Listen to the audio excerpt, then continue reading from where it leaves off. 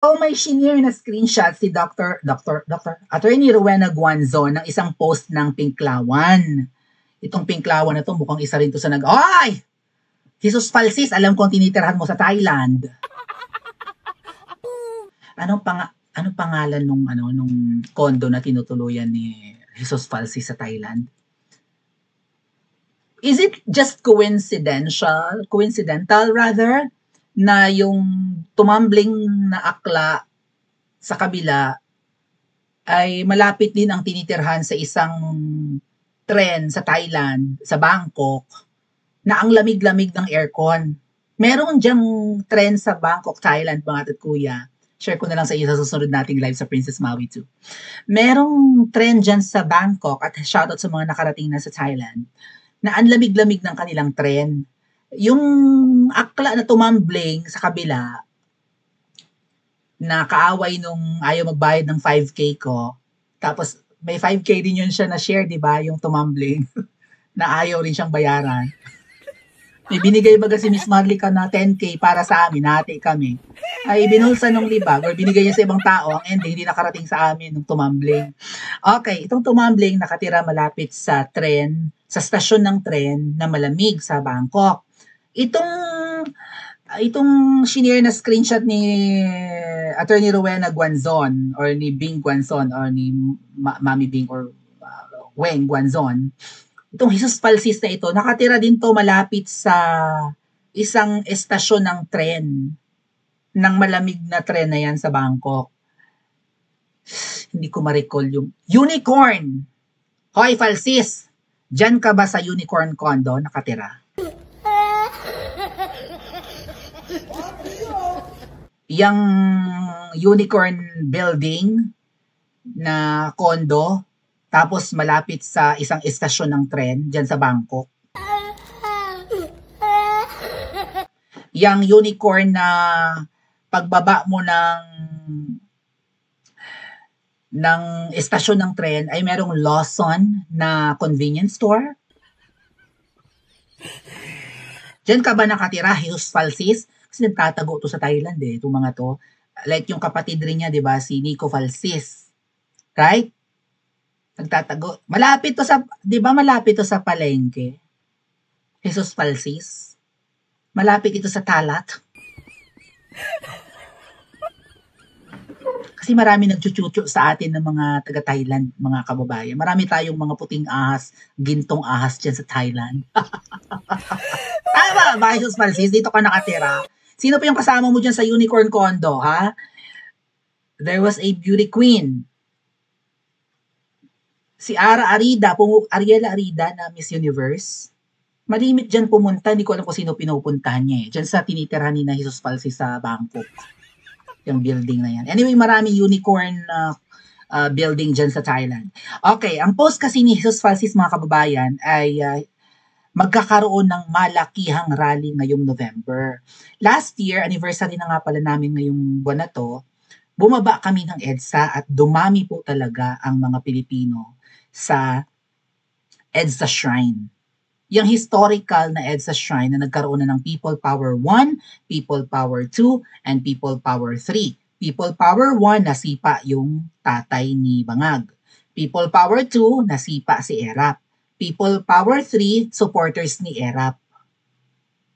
Na may mga parang, kasi si Erap artista Kaya lang yung People Power 3, binalahura nila yung EDSA Shrine. Like, doon sila dumumi, umihi, ganyan. So, parang hindi naman ganyan ang peace rally Bakit ganun? So, anyway, considered People Power 3. So, kami dapat yung People Power 4. Unfortunately, hindi kami nag-succeed na masipa yung adik.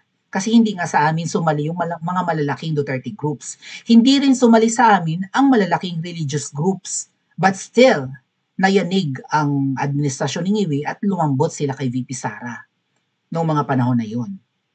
Hindi na ginipit si VP Sara, hindi na rin pinakulong yung kanyang executive assistant na si Attorney Zulaika Lopez. Alright? So ngayon po na November na naman, okay, kinakabahan ang Ngiwi administration plus yung mga kakampi nila ngayon na katakataka, dating anti-Marcos naman, katulad itong Jesus Falsis, na dilawan naman to eh. Pink to, di ba? Kakampink. Pero parang takot na takot sila na magkakaroon na naman ng anniversary. Kasi ano yun eh, you know that, right? May traumang dala yan eh. May mga reminder sa isang tao kapag may mga bagay-bagay na nakakapagpa-remind sa'yo ng trauma mo or right or nung dinanas mo in the past. Say for example, music. So kapag dumadalas na yung tugtog ng Christmas songs, mare-recall nung mga 'di ba nung mga tinarget ng rally ng EDSA na ano na ay mga ganito parang kapag tumutugtog ang mga Christmas songs parang kinakabahan tayo bakit kaya kasi nga 'di ba tumutugtog na ng mga Christmas songs nung nag-rally kami in EDSA. Kapag kami, another reminder maybe, yung mga naglalabasan ng mga Christmas lights, right? During the seasons, holiday seasons na may mga pa-Christmas lights na maaalala ng mga kinabahan nung nag-EDSA kami ang nangyari nung November. Or maybe itong paglamig ng panahon sa Pilipinas, right? Lumalamig na ngayon dyan. So, may dalang memory. Yung mga ganyang bagay ba? Right? May mga nare-recall sila na wait, nung panahon ng taglamig, bakit kaya pag taglamig parang kinakabahan tayo? Ay, nag-rally nga pala noon ang mga Duterte supporters nung panahon na ng taglamig. Mga ganong tipo ba? Right? So ngayon, napaparanoid na naman sila. So itong Jesus Falsis nakapag-post at sinare nga po ni Rowena Guanzon na may game plan daw ang mga DDS. Is it just napaparanoid lang si Jesus Falsis dahil sa mga ganong stimuli, mga ate at kuya, right, na nakakapagpa-trigger nakakapagpa-recall sa kanila nung nangyari last year? Katulad nga sabi ko, baka may mga songs, yung simoy ng hangin, yung ambience, yung aura, right? Yung ganyan, yung Christmas and holiday rush. Naalala nila na imbes na nakafocus ang mga tao sa ganyan ay ang pinag-uusapan ay yung rally, so nare-recall nila. Right? Naaalala nila bigla yung nangyari nung nakaraang taon na nag-rally kami in EDSA. At kung may pangambang dala sa kanila yung rally noon, ay di may pangamba rin sila na baka maulit yun ngayon, lalo November yung rally namin noon eh.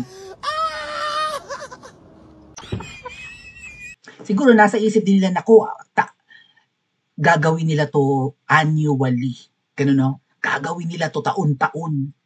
Right? Mag-iipon ng pera ang mga DDS at bababa na naman at magrarally na naman sa EDSA ng November katulad nung ginawa nila last year. Pero kung tatanungin yung mga kababayan, dapat isang bugahan na lang to. And siguro nga, kung gustong mag-succeed ng mga DDS, not just DDS, but mga Pilipino, kasi kung nag-rally kami noong November, mga kababayan, hindi yun exclusive rally ng DDS. Nabatikos pa nga kami dahil pinaalis yung mga tarpaulin ni VP Sara. Kasi syempre, yung mga supporters ni VP Sara, may dala-dala silang mga rally materials, campaign paraphernalia, rally paraphernalia, and supporters nga sila ni VP Sara dahil may mga ano doon, Inday Sara Cares, gano'n.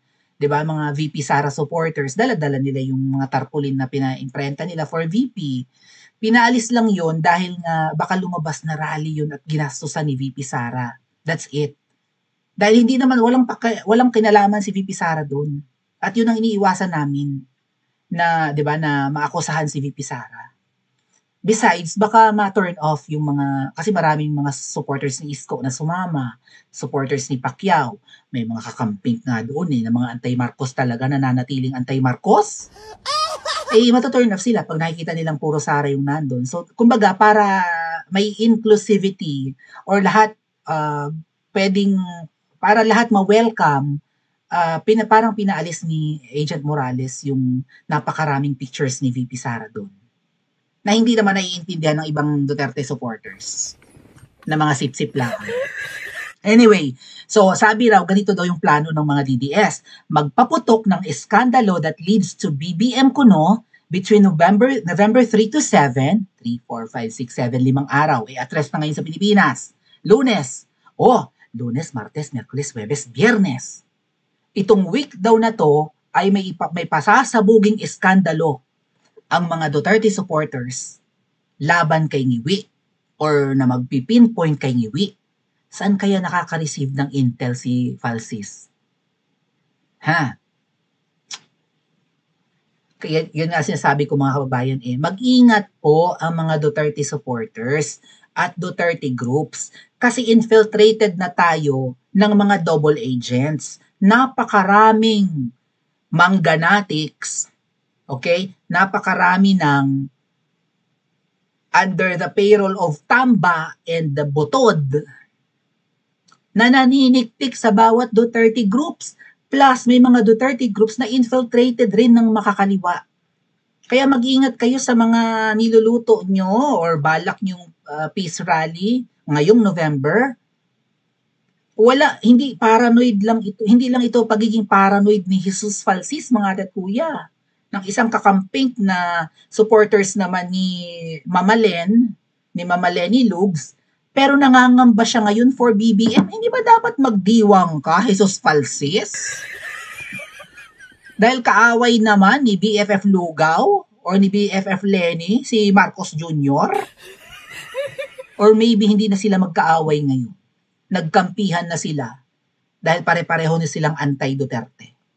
Bakit ka nangangamba? Hindi ba dapat sumali ka sa prayer rally or peace rally na i-organize ng mga DDS ngayong buwan? Tama ba mga ate? So ngayong linggo, nakaka-excite pala ito. I think may nagtitimbre kay Jesus Falsis Kasi maraming Trojans, mga ate at kuya. Maraming mata. Maraming nagkukunwaring Duterte supporters. Gamit na gamit ang mga Duterte supporters. Malalaki ang mga followers nito, mga vloggers, bloggers, mga leaders ng Duterte groups, members, at kung sino-sino pa. Pero tik-tik. Alright? Binulgar na ng Team Alindog yan kung sino yung mga tik-tik, kung sino yung mga Team Alpotera, kung sino yung mga double agents. Mag-ingat kayo. Baka mamaya, niyayaya nyo palang mga yan, no? Kasi syempre, vloggers, maraming followers, yayayain ng mga Duterte groups. Sali kayo, meron kaming balak na rally ngayong November. Yun pala, chinuchucho na yung inyong plan.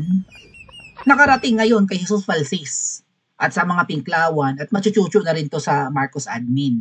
Okay, so magkakaroon daw po ng pagpapasabog ngayong unang linggo ng Nobyembre, and then magkakaroon po ng massive rally ng Iglesia ni Cristo, kasali ang Jesus is Lord Church or JIL, at kasali rin daw po ang KOJC ngayong November 15 to 18.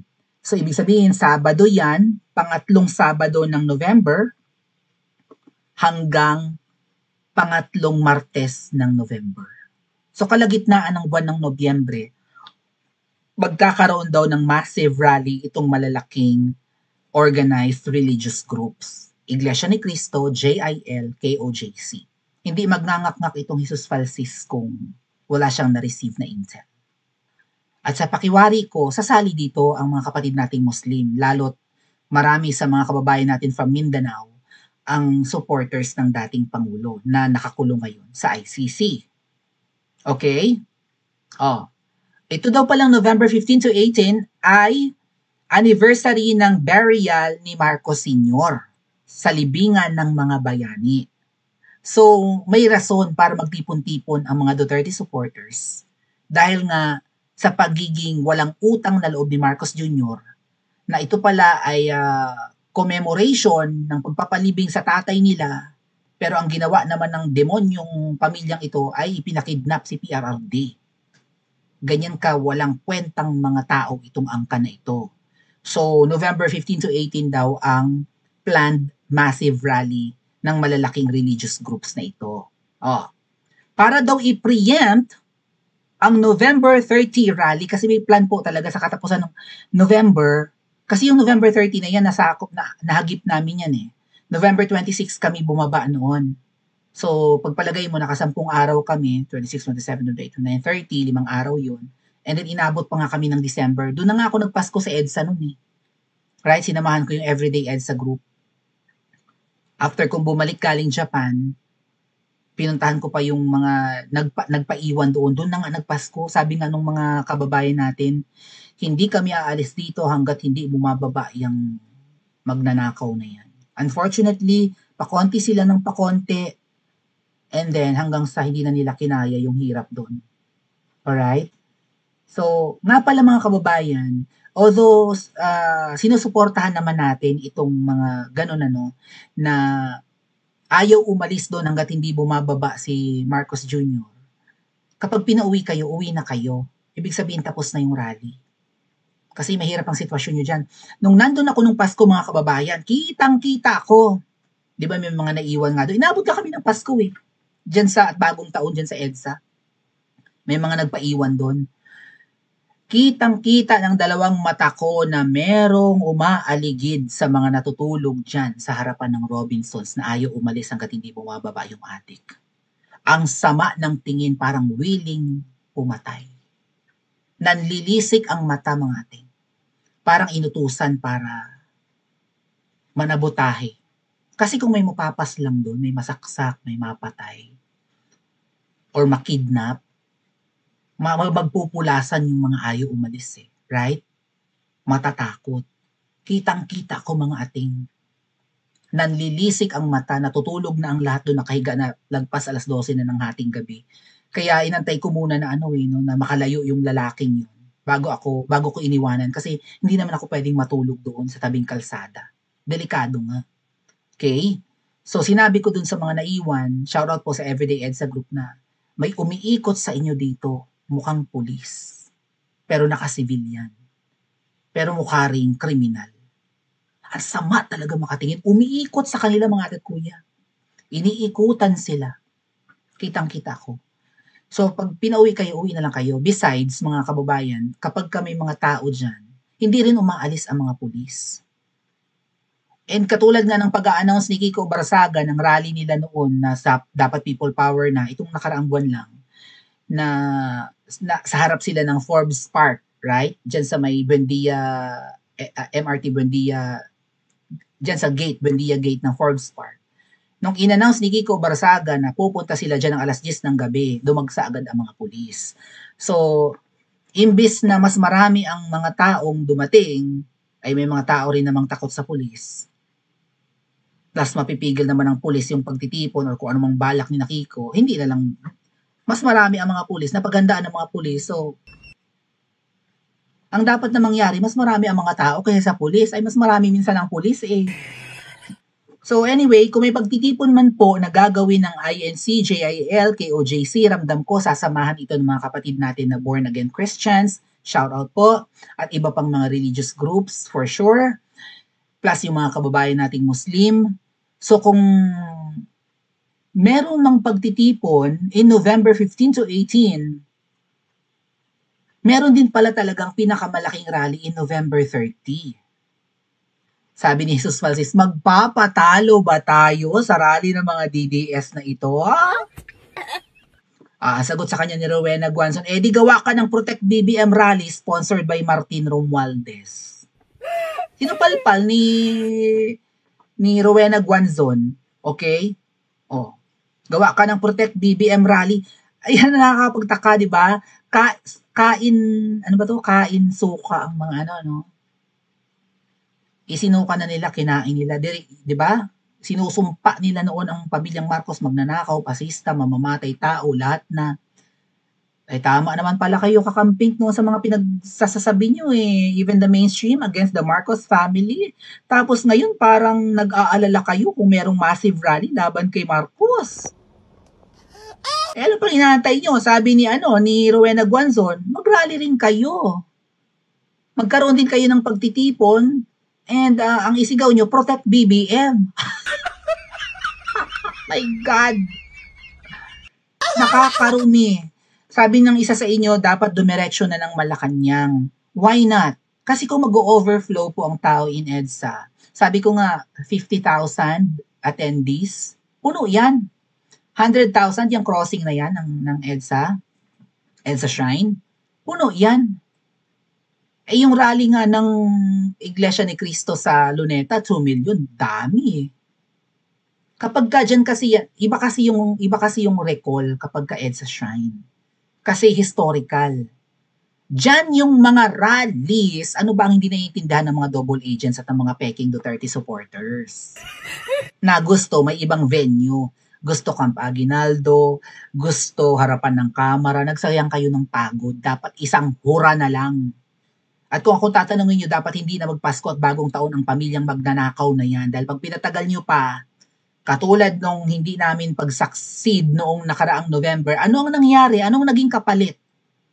Dahil hindi lang sumali sa amin yung mga inggit. Anong kapalit? Nakidnap si PRRD. Kung nag-succeed kami noong November, wala sa kulungan si Tatay Digong ngayon. So kung may massive rally man, huwag nyo nang paabutin to ng Pasko at bagong taon. Ibugan nyo ng lahat.